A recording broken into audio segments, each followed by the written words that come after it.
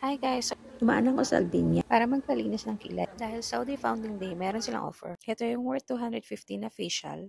May kasama ng eyebrow threading or upper lip threading. Sobrang aliwalas ng lugar nila, nakaka-relax talaga. Very accommodating din yung mga staff nila. So bago mag-start, pinasuot mo nila ako ng gown. Then pinatanggal din yung hikaw para mamasahe din nila pati ang nong tenga. Lahat ng ginamit sa akin amoy orange. Kita nyo, meron pa mga pulp. Sobrang nakaka-relax yung facial na to dahil kasama pati ang pagmasahe ng likod at saka shoulder.